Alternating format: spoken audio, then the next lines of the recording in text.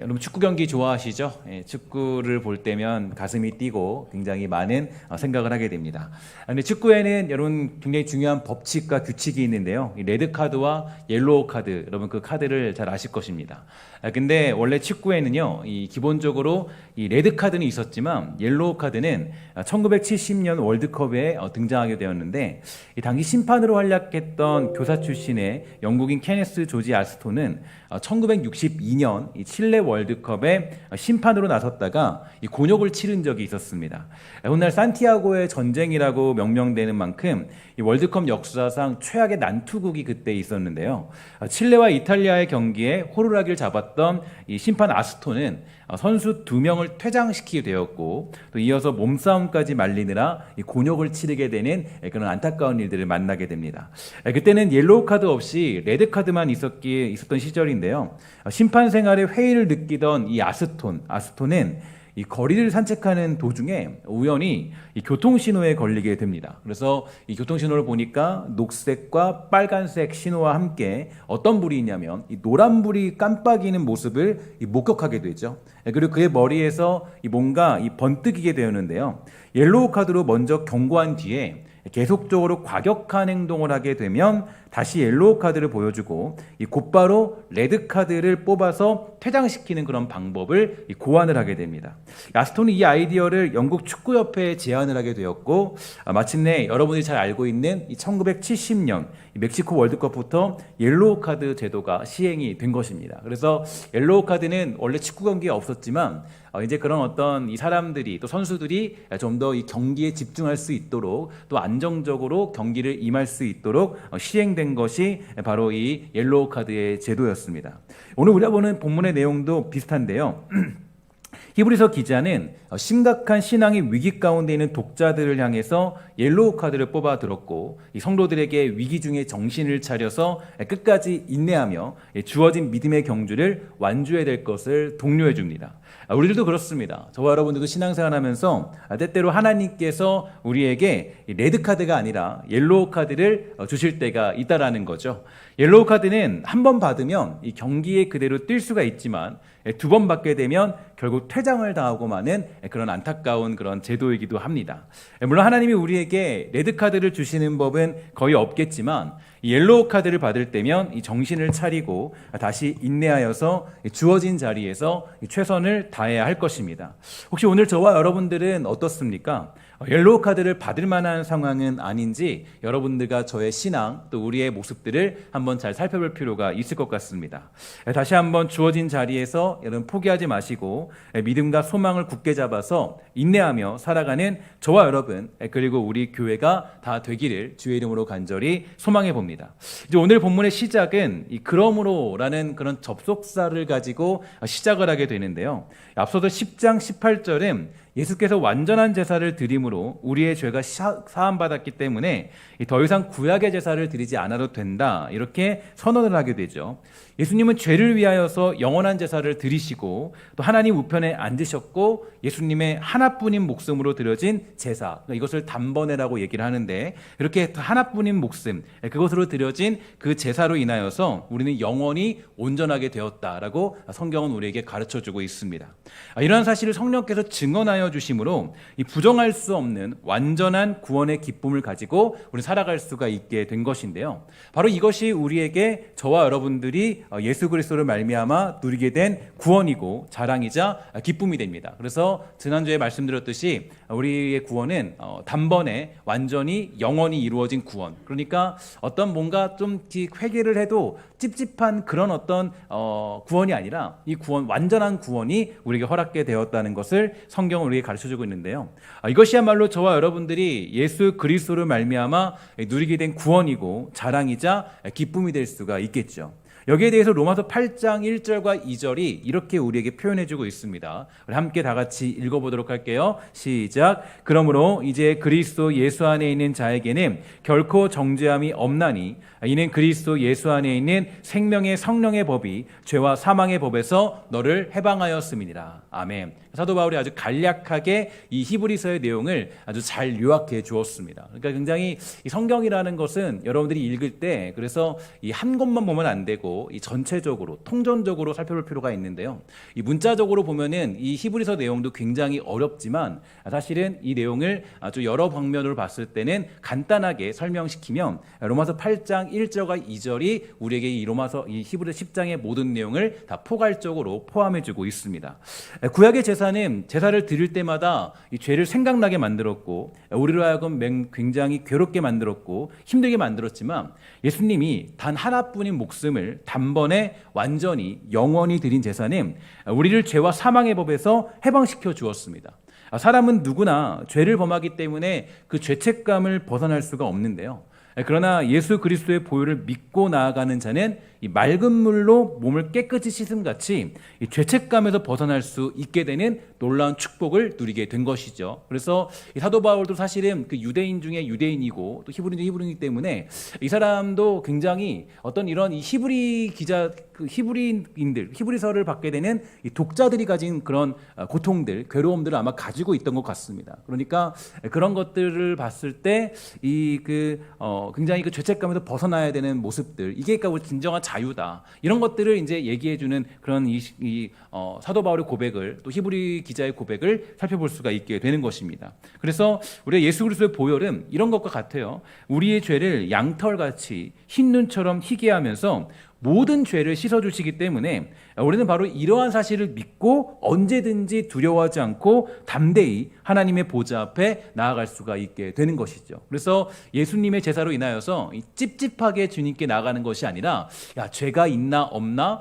내가 정말 이전에 지었던 죄들 내가 주님께 기도할 수 있을까? 이런 식으로 기도하는 것이 아니라 이 히브리서 기자가 우리가 표현해주고 있는 것처럼 이 단번에 완전히 영원히 드려진 제사로 말미암아 우리는 담대하게 하나님 앞에 나아가서 기도할 수 있는 자유함을 얻게 된 것이에요. 그래서 사실 이 복음이라는 것은 물론 이 복음이라는 것이 구원을 의미하지만 이 구약과 신약의 차이는 여기에 있어요. 자유함이 있거든요. 그러니까 이 구약의 시대에서 율법이 드리는 제사들은 물론 그것도 이제 하나님께 드리는 온전한 제사로 나의 죄를 용서받는 그런 제사가 되는 것이죠. 그러나 그 제사는 좀 우리에게 어떤 올가매는 우리를 괴롭게 만드는 그런 기능을 가졌다면 이 복음, 예수 그리스도를 말미암아 누려지는 복음은 언제든지 담대하게 하나님 앞에 나가서 기도할 수 있는 그런 믿음의 담력을 얻게 되는 그런 놀라운 능력을 얻게 된 것입니다. 이것을 그 히브리 기자가 이 독자들에게 설명해주고 있는 거예요. 그러니까 너희들 그거 걱정하지 말아라. 너희들이 갖고 있는 그 옛날의 그런 이 사고 방식을 버려야 된다. 바로 우리가 새롭게 주신 그 복음을 가지고 살아야 된다는 것을 가르쳐주고 있습니다. 그래서 히브리서를 묵상하면서 여러 책들을 살펴보면서 또 묵상하면서 생각한 것이 히브리서에 나타나는 것들을 읽어보니까요, 이런 생각이 들었어요. 어떤 생각이 들었냐? 아무래도 여러분 서신서가 가진 느낌과 이 강조점들은 그 당시 직접 해결할 수 없는 신앙의 문제들을 해결하기 위해서 작성된 내용이 그런 어떤 서신서입니다. 그러니까 이런 거죠. 목사님, 어떻게 신앙생활하면 됩니까? 라고 물어봤으니까 제가 여러분들에게 막 글을 써주는 거예요. 야, 신앙생활 할 때는 이렇게 해야 되고 저렇게 해야 되고 이렇게 해야 됩니다. 이런 식으로 해야 되는 게 바로 이 어떤 서신서가 가지는 특징들입니다. 그래서 뭐 고린도전서나 후서나 또 많은 어떤 에베소서나 이런 것들이 전부 다 그냥 갑자기 편지를 쓴 것이 아니라 그 교회가 가지고 있던 그 성도들이 가지고 있던 어떤 고통들, 괴로움들, 해결할 수 없는 문제들을 다 설명해주고 있는 게 이 서신서가 가지는 내용들이에요. 히브리서도 마찬가지죠. 그러니까 히브리서도 그 당시에 그분들이, 그러니까 그 사람들이, 초대교회 성도들이 신앙의 문제들에 봉착하게 되었고, 그 신앙의 문제들로 인하여서 하나님을 배교하는 그런 상황에 이르게 된 것입니다. 그러니까 이제 이런 상황들을 접했던 히브리 기자가 그 문제들을 해결하기 위해서 히브리서를 작성하게 되었고, 또 다른 성경들도 그런 성격들을 띠고 있지만 이 서신서는 더욱더 그러한 내용들이 강조되어 있어요. 특히 히브리서는 대상이 누구냐면 유대인들을 대상으로 작성된 서신서입니다. 그들은 율법에 정통한 사람들이었고요. 율법이 익숙하던 사람들이기 때문에 처음에 예수를 믿었을 때, 그때는 자신이 가진 원래의 모습, 그러니까 원래의 사고방식, 이 세계관들이 그렇게 나타나지 않았다가 어떤 환경과 고난과 어려움들이 닥쳐오면 시간이 흐르게 되자 다시 그들에게 원래 가지고 있던 율법에 가진 고민들을 하게 된 것입니다. 우리도 마찬가지잖아요. 우리들도 겉으로는 이렇게 멀쩡해 보여도 예를 들어서 갑자기 운전하고 있는데 자동차가 확 끼어든다. 저 여기서 되게 평화롭잖아요. 되게 괜찮잖아요. 근데 운전하다 보는데 갑자기 차가 확 끼어든다. 그럼 원래 제 성격이 나올까 안 나올까요? 나올까 안 나올까요? 안 나온다 그러셔야죠. 그죠? 저는 잘 나오지 않습니다. 저는 잘 나오지 않아요. 저는 좀 성화가 됐기 때문에 잘 나오지 않습니다. 어쨌든 간에 그런 거예요. 그러니까 히브리 기자가 어떤 방법으로 이걸 쓴 거냐면 이거예요. 그러니까 이걸 왜 썼냐면 이들이 지금 가진 고민들이 생긴 거예요. 어떤 고민이냐. 그러니까 원래 그 주님을 믿었을 때, 복음을 받아들였을 때 그때 자유함이 있었어요. 그러니까 예수 믿고 기뻤어요. 즐거웠어요. 아, 이게 정말 자유함이구나. 이걸 알았습니다. 그런데 뭐가 생겼냐면 고난과 핍박과 환난과 고통들이 막 닥쳐오니까 자기가 가지고 있던 원래 생각들이 다시 자기를 장악하기 시작한 거예요. 우리 그렇잖아요. 여러분들도 신앙생활 잘해요. 풍소 때는. 보통 때는 예수 믿고 잘 살아요. 정말 성품이 변화된 것 같아요. 우리 마찬가지예요. 그런데 어떤 상황이 찾아오면 우리의 인간의 본성이 나를 뒤집어 놓을 때가 있습니다. 근데 그걸로 우리가 많이 실수하죠. 그러니까 성경적인 생각으로 보통 때는 잘해요. 그러니까 그 성경적인 사고방식으로 그 세계관으로 잘 살아요. 그런데 문제는 뭐냐면 어떤 순간이 찾아왔을 때, 어떤 환경이 찾아왔을 때, 어떤 갑작스러운 환경이나 고통들이 찾아왔을 때 정말 그게 내가 복음으로 그것을 해결하고 있느냐? 대부분 그렇지 않아요. 뭐냐면 다시 원래의 모습대로 돌아가는 우리의 모습과 현실들을 살펴볼 수가 있게 되는 것입니다. 그래서 이 어떤 환경과 고난과 어려움들이 닥쳐오며 시간이 흐르게 되자 다시 이 히브리인들, 즉 유대인들이 그런 고민이 들었던 것입니다. 어떤 고민일까? 제가 고민을 해보고 묵상해보니까 아마 제가 히브리인들이라면, 그 당시의 독자들이라면 이런 생각이 들었을 것 같아요. 정말 예수 그리스도의 피가 그 제사가 완전한 제사일까? 정말 나는 담대히 그 보좌 앞에 나아가서 구하며 기도할 수 있는 것일까? 원래 그동안 어떻게 했냐면 대제사장이 나갈 때마다도 내가 죄가 있나 없나 살펴보면서 두려워하면서 조심조심 나갔잖아요. 근데 히브리서는 뭘 얘기하냐면, 야, 그런 거 이제 끝났다. 너희 담대히 예수 그리스도 보혈로 말미암아 너희들이 담대히 담력을 얻어서 갈 수 있게 되었다. 근데 이게 이제 이 고통이 찾아오니까 고민이 든 거예요. 어떤 고민이냐? 정말 그런가? 아, 정말로 그런가? 정말로 그런 모습인가? 정말 내가 담대히 주님께 나가도 주님이 나의 기도를 들어주실까? 나의 고통을 들어주실까? 나의 이야기를 들어주실까? 나의 죄가 용서받을까? 이런 고민이 등게 된 것입니다. 정말 하나님을 아바 아버지라고 부를 수 있을 것인가? 그러니까 이 사도 바울이 충격적인 얘기를 한 거예요. 사실은 뭐라 그러냐면 로마서 보니까 우리가 성령을 받는 자들마다 뭐예요? 하나님을 뭐라고 그래요? 아바 아버지라 부른다라고 가르쳐주고 있잖아요. 이거는 사실 이들에게는 있어서는요 말도 안 되는 얘기예요. 구약의 사람들에 있어서는 이게 말이 안 되는 얘기예요. 하나님을 아버지라고 부른다고? 사실 이게 너무 놀라운 복음이거든요. 근데 처음에 그 복음을 받아들였을 때는 이질감이 없었어요. 왜냐면 하나의 은혜가 있으니까. 그런데 이게 시간이 지나니까 뭐가 되냐면 다시 원래대로 돌아가는 그런 성격이 나타나게 된 것입니다. 예수님이 이 땅에 오시기 전까지는 하나님이라는 이름조차도 부를 수 없어서 이 하나님을 여호와라는 단어로 회피하여 부를 정도였는데요. 이제는 하나님을 나의 아버지라고 부르면서 담대하게 이 환난 중에도 주의 얼굴을 보며 살아갈 수 있을까라는 고민이 그들에게 들었던 것이죠. 그러니 어떻게 돼요? 그러니까 그들의 확신이 사라지기 시작했습니다. 믿음에 대한 의구심을 품게 되었어요. 그렇게 의구심을 품게 되니까 자연스럽게 공동체 생활을 등하시하게 되었고 사람들과의 교제, 함께하는 예배를 멀리하기 시작되는 그런 현상들이 나타나게 된 것입니다. 그래서 사실 여러분 이 공동체 모임, 함께하는 예배 이런 것들이 왜 중요한지 아십니까? 이유가 있어요. 그럼 믿음의 의심이 찾아오고요. 믿음의 문제가 찾아오고 어떤 상황과 환경에 어려움들이 찾아오거나 또 내가 믿음이 약화되기 시작하면요.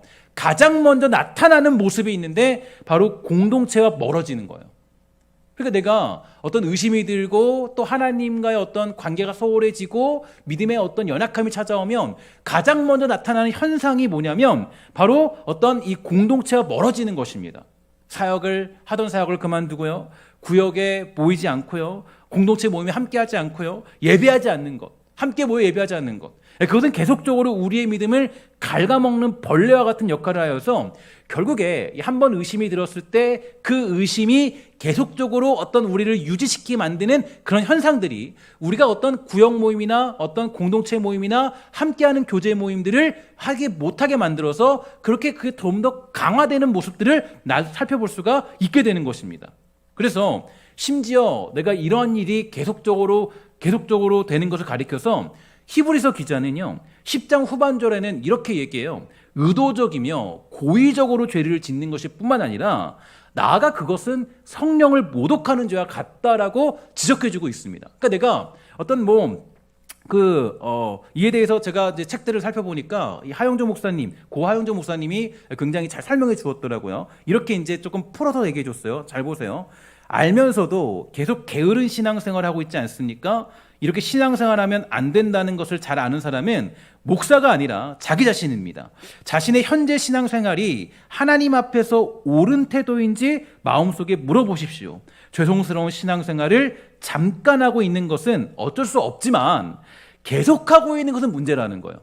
그러니까 이게 지금 히브리서 기자가 우리에게 10장을 통해 말해주고 있는 거거든요. 그러니까 이 복음이라는 것을 알았는데 그 복음의 위대함, 그러니까 이 자유함의 복음을 깨달았는데 그런데도 불구하고 너희가 어떤 그런 게으른 생활이나 어떤 그런 모습들을 계속적으로 진행하고 있다면, 그러니까 어쩌다가 어떤 순간에 잠깐 한 대 맞아서 휘청거릴 수는 있다라는 거예요. 그런데 만약에 그것이 계속적으로 고의적으로 진행된다면 그것은 문제가 있다라는 것을 우리에게 가르쳐주고 있는 것입니다. 예를 들어서 그 남자가 이 부인이 아닌 다른 여자와 잠깐 실수를 했다고 가정합시다. 물론 실수라고 하면 안 되겠죠. 부글부글 끓는 분들도 있겠지만 그냥 그렇다고 가정하는 거예요. 여러분 저를 이상하게 보시면 안 됩니다. 그냥 그렇다고 가정하는 거예요. 가정하면 그게 어쩌다 해서 자기도 모르게 그 연약함 때문에 그러한 문제를 남자들이 저질렀다고 봅시다. 근데 중요한 건 뭐냐면 계속해서 교제하는 것은 뭐예요? 의도적이고 또 고의적인 것이에요. 마찬가지로 어떤 특별한 목적을 가지고 하나님을 무시하면서 계속해서 의도적으로 알면서도 죄를 짓는 것, 의도적으로 하나님을 기피하거나 어떤 나쁜 목적을 가지고 하나님을 거부하게 되면 그것은 뭐라고 가르치냐면은 히브리서 10장 후반절에 보니까 성령 회방죄라고 우리에게 알려주고 있는 거예요. 그래서 어느 날 슬럼프에 빠져서 교회 모임이나 예배 시간들을 멈추면 사역을 잠시 쉴 수도 있습니다. 그럴 수 있죠. 충분히 그럴 수 있어요. 왜냐하면 힘드니까 어려우니까 몇 개월 정도 쉴 수 있고 아니면 어떤 내가 잠깐 멈출 수 있어요. 그거는 멈추는 거는 정진을 위한 멈춤입니다. 근데 쉴 수도 있겠지만 그러한 시간이 지속적이고 오래되는 것은 결국에 고의적인 행위가 되는 거예요. 왜냐하면 내가 자신이 알거든요. 잘못됐다는 것을. 그러니까 이건 고의적인 거예요. 고의적인 행위가 되면서 그것을 가리켜서 성경은 뭐라 그러냐면 성령 회방죄로 성립이 되어서 그에 대해서 히브리서 10장은 이런 결론을 우리에게 내려주더라고요. 28절부터 27절에 보니까 쉬운 성경이 이렇게 되어 있습니다. 잘 보세요. 만일 우리가 진리를 알게 된 후에도 일부러 계속 죄를 짓는다면 그 죄를 씻을 제사는 없습니다. 거기에는 오직 심판을 기다리는 두려움과 하나님을 거역하며 사는 자들을 태워 없앨 크고 무서운 불만이 있을 뿐입니다. 고의적으로 어떤 하나님이 세우신 교회의 모임이나 어떤 하나님이 세우신 교회의 내용들이나 사역이나 하나님의 일들을 내가 어느 순간에 어느 날에 잠깐 멈출 수는 있지만 고의적으로 그런 일이 계속된다면 하나님은 그것을 받아들일 수가 없을 뿐 아니라 심지어 뭐라 그래요? 그것을 씻을 어떤 제사는 없다라는 거예요. 의도적으로 하나님의 뜻을 거절하고 그것이 잘못된 것임을 알면서도 고의적으로 그 뜻을 따르지 않는 것은 어떤 예가 있냐면 그 달란트를 받고도 땅에 숨겨서 고의적으로 주인의 뜻을 거절한 종과 같은 모습이 됩니다. 결국에 슬피 울며 이를 가는 날이 찾아올 수밖에 없다라는 것을 우리에게 의미해주고 있다는 거죠. 왜 그런가 하면 그런 모습은 다음과 같기 때문인데요. 29절에 보니까 이렇게 되어 있습니다. 우리 함께 다 같이 읽어보도록 하겠습니다. 시작. 하물며 하나님의 아들을 짓밟고 자기를 거룩하게 함 언약의 피를 부정한 것으로 여기고 은혜의 성령을 욕되게 하는 자가 당연히 받을 형벌은 얼마나 더 무겁겠느냐 너희는 생각하라. 그러니까 이게 이런 거예요. 아까 말씀드렸지만 하나님이 주신 지식이 있잖아요. 그러니까 그 지식이 뭐냐면 단번에 완전히 영원히 이건 우리들만이 누리는 복음의 지식이에요. 근데 그 복음의 지식을 가졌음에도 불구하고 그 지식대로 살지 않는 것, 그 명예를 지키며 살지 않는 것, 그것은 뭐예요? 하나님을 욕되게 하는 것과 똑같다라는 거예요.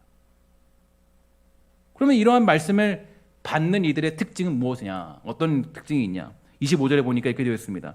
어떤 사람들이 하는 것처럼 교회의 모임에 빠져서는 안 됩니다.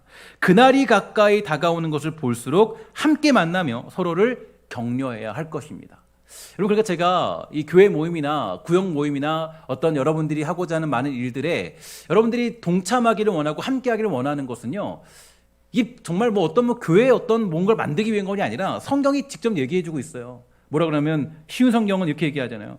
어떤 사람들이 하는 것처럼 교회의 모임에 빠져는 안 된다라는 거예요. 그러니까 우리가 이거는 정진해야 된 일이에요. 왜냐하면 복음을 알고 있기 때문에. 그러니까 이 하나님의 그 위대한 복음, 예수 그리스도의 그 죽으심과 십자가의 그 놀라운 위대한 복음을 알고 있기 때문에 우리의 가치관이 바뀐 거거든요. 그러니까 이게 사실 우리가 어떤 이 모습들을 통해서 우리의 모습을 점검할 수 있는 내용이 되는 거죠. 예를 들어서 교회에 불만이 있어서 누군가로 인하여 상처를 받아서 아니면 어떤 문제들로 인하여서 누구든지 자기 연약함으로 인하여 그러한 모임에 멀어질 수도 있고 쉴 수도 있겠지만 그것을 고의적으로 내가 알면서도 이게 잘못된 것임을 알면서도 빠지기 시작하며 의도적으로 그러한 모임들을 부정하는 그러한 사람들은 결국에 성령을 회방하는 죄와 같아서 그 죄와 형벌을 피할 수 없다라고 성경이 매우 강력하게 옐로우 카드를 던져주고 있는 것입니다. 여러분, 옐로우 카드는 경고이지만 더욱 조심히 경계하여서 게임에 집중하라고 주는 메시지인 것도 기억할 필요가 있어요. 옐로우 카드를 받은 사람은 그동안의 실수와 문제를 반복하지 않고 조심히 경기에 임해야 되는 것처럼 오늘 이러한 내용이 여러분들에게 제가 던져주는 이유는 어떤 이유냐? 우리를 정죄하기 위함이 아니에요. 여러분들 왜 교회에 빠졌습니까? 여러분 그거 나쁜 짓이에요. 벌 받을 거예요. 이 얘기를 하기 위한 것이 절대로 아니에요. 우리로 하여금 아무런 염려함 없이 더욱더 소망을 붙잡고 살아가라는 위로의 메시지가 여기에 담겨져 있는 것입니다. 오늘 이 자리에 모인 저와 여러분들은 어떻습니까? 소망의 복음을 굳게 잡아서 담대히 은혜의 보좌 앞에 나아가고 있습니까? 아니면 슬슬 눈치를 보면서 주님을 피하고 주어진 모임을 거절하며 예배의 시간들이 점점 사라지고 있습니까? 하나님과 함께 했던 예배의 시간들, 함께 모여서 위로하며 격려하며 주님께 기도하며 찬양했던 그 시간들이 혹여라도 사라지고 있습니까? 그 결과가 무엇인지 우리는 너무나 잘 알고 있죠. 그것이 옳지 않다는 것을 잘 알고 있지만 그렇게 하는 것에 대해서 성경은 전혀 조금도 인정하지 않고 타협해주지 않습니다. 왜냐하면 우리 주님께서 반드시 이 땅에 오시기 때문이에요. 그러니까 이 37절에 보니까 이렇게 되어 있더라고요. 잠시 잠깐 후면 오시리가 오시리니 지체하지 아니하십니다. 그러니까 우리 주님은 지체하지 않으세요. 그러니까 한 걸음 후퇴, 뒤로 한 걸음. 주님 그러신 분은 아니라고요. 그러니까 우리의 마음은 뭐예요? 내가 신랑 대신 주님 만나기 위해서는 신랑이 오고 있는데 우린 뒷걸음질 치면 돼요? 안 돼요? 안 되는 거예요.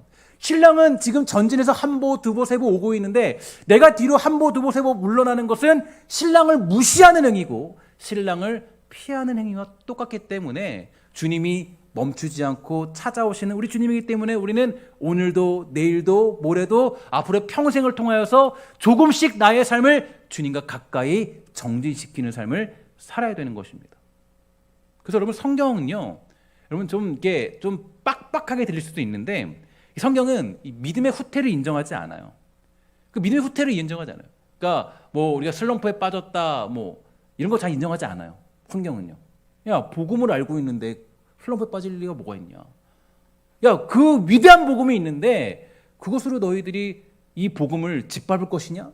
하나님의 아들의 그 놀라운 은혜를, 그 놀라운 능력을, 위대한 것을 너희들이 그 명예를 너희들이 그를 땅에 짓밟고 그걸 지닐 것이냐? 그럴 수 없다라는 거예요. 그리고 신앙의 가장 중요한 모습은 전진이에요. 내가 만약에 지금 봤을 때 1년 전과 나를 돌아봤을 때 내가 만약에 신앙이 정진되지 않고 내가 후퇴되어 있다. 내가 어떤 그때는 구역모임도 잘했는데 지금 구역모임 안 하고 있어요. 아니 내가 그때는 그래도 금요기도로 나왔는데 지금 금요기도를 안 하고 있어요. 내가 만약에 새벽기도를 나갔는데 지금 안 하고 있어요. 내가 만약에 어떤 중보등을 하는데 안 하고 있어요. 그럼 나는 후퇴된 거예요. 물론 우리가 여러 가지 이유들로 말미암아 그런 것들을 잘 정리해서 스케줄을 잘 만들 필요는 있겠지만 중요한 것은 어디 있냐면 나의 신앙이 내가 스스로 점검하여서 내가 혹여라도 그것들이 뒤로 후퇴되어져 있다면 그것은 하나님이 보시기에 옳지 않은 것이다라고 히브리서 기자는 우리에게 가르쳐주고 있는 것입니다. 오늘 저와 여러분들은 어디 있습니까? 혹시라도 우리의 쉼이 멈춤이 되어서 후퇴가 되는 것에는 되고 있지는 않습니까? 거기에 대해서 우리 성경은 매우 강력하고 무서운 옐로우 카드를 우리에게 던져주고 있습니다. 오늘 저와 여러분 어떻죠? 위대한 복음의 내용과 그 지식을 받은 자이지만 지금 나의 신앙은 여러 가지 이유로 후퇴하고 있지는 않습니까? 예수 그리스도의 복음과 내 안에 있는 불만이 그렇게 그 복음을 잡아먹을 만한 그런 불만의 능력을 가지고 있어요? 절대 그거는 그렇게 될 수가 없는 상황이죠. 우리 주님은 오늘도 우리에게 성큼성큼 다가오십니다. 다만 우리를 사랑하심으로 그 심판을 잠시 보려고 하실 뿐이에요. 더 많은 이들을 구원하며 우리가 성숙해 되어서 주님의 뜻을 따르는 성도로 자라나는 그날을 기다리면서 하나님의 오래 참으심으로 그 심판을 잠시 유보하고 계신 것 뿐이죠. 오늘 저와 여러분, 우리 교회가 주님과 점점 멀어지는 것이 아니라, 그래서 우리의 교회 모임이 계속 폐하여지는 것이 아니라 매일 매 순간이 더욱 주님과 가까워지게 되기를 저는 주의 이름으로 간절히 소망해 봅니다. 모이기를 폐하는 어떤 사람들의 습관과 같이 하지 말고, 그렇게 하지 마십시오. 혹시 지금까지 여러분들이 혹여라도 그 모임들을 등한시하고 멀어졌다면 오늘 이 시간 여러분들이 회복해야 될 이유가 바로 여기에 있습니다. 왜냐, 우리에게 성경은 옐로우 카드를 꺼내들었거든요. 사실 하나님이 레드카드를 주실 이유는 없어요. 그럴 일은 없습니다, 구원에서. 그러나 옐로우 카드를 던져주셨다는 것은 그만큼 무서운 경고가 우리에게 주어지고 있다는 것입니다. 모이기를 폐하는 어떤 사람들의 습관과 같이 하지 말고 주님 오심을 볼수록 더욱 열심과 힘을 내어서 주어진 상황과 인내하며 살아가게 되기를 저는 간절히 소망합니다. 마지막으로 고하영조 목사님의 절절한 마음이 담긴 메시지를 읽고 자신을 돌아보고 점검하며 설교를 마치도록 하겠습니다. 이렇게 되어 있습니다. 평안하면 사람들의 신앙이 게을러지고 불평이 많아지고 모든 것에 나태해지기 쉽습니다. 입술에서 불평과 원망이 나오는 것은 신앙이 해이해졌다는 증거입니다. 신앙이 벌써 게을러졌다는 증거입니다. 나의 생명, 내가 붙잡지 않으면 견딜 수 없는 하나님과 나의 생명 관계가 바로 신앙 아니겠습니까? 위기의식을 가지고 허리를 졸라매고 정신을 똑바로 차린 후에 하나님 앞에 나와서 마귀를 대적해야 됩니다. 지금은 은혜 받을 때요, 구원의 날임을 알아야 됩니다. 이렇게 게으르게 믿을 때가 아닙니다. 히브리서를 묵상하고 여러 책들을 살펴보면서 느꼈던 것이 참 그런 생각이 들었습니다.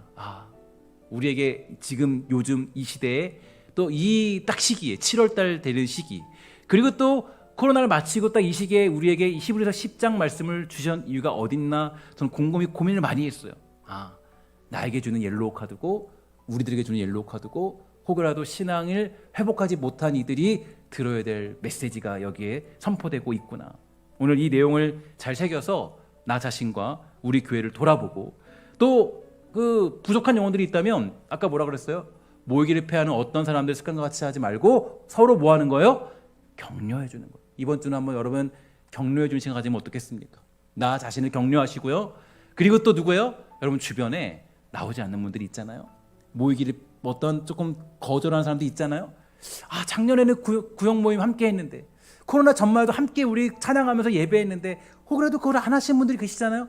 그래도 그번에는 함께 금요기도 했는데 그런 분들 계시잖아요.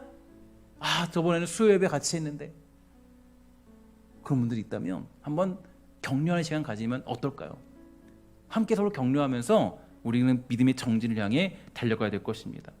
나 자신을 돌아보고 교회를 돌아보며 격려하는 시간, 주님 앞에 또 복음의 위대함 앞에 부끄러움은 없었는지 점검하면서 이 내용을 옐로우 카드로 받아서 더욱 주어진 자리에 열심으로 정진하여 주의 일에 힘쓰는 저와 여러분, 우리 모두, 우리 교회가 다 되기를 주의 이름으로 간절히 부탁을 드리겠습니다. 이렇게 기도하도록 하겠습니다. 하나님 감사합니다. 이 땅 살아갈 때 우리를 포기하지 아니하시고 힘과 능력 주시는 우리 아버지 하나님, 정말 우리는 때때로 부족하고 연약한 부분들이 많이 있습니다. 하나님, 내가 부족하여서 주께 엎드려 은혜를 구하오니 하나님, 우리가 담대히 주의 보좌 앞에 나아가는 그런 놀라운 은혜를 받았다라는 것을 잊지 않도록 허락하여 주시고, 혹여라도 우리 영혼들 가운데 슬럼프에 빠져서 잠깐 쉬겠다고 했지만 그 쉼이 아버지는 계속되고 있다면 그 쉼을 아버지는 정말 끊을 수 있도록 허락하여 주시고 다시 정진하여서 우리에게 성큼성큼 다가오시는 주님을 맞이하는 신보로서의 열심을 우리 모두에게 베풀어 주시옵소서. 모든 말씀 예수님의 이름으로 간절히 기도합니다. 아멘.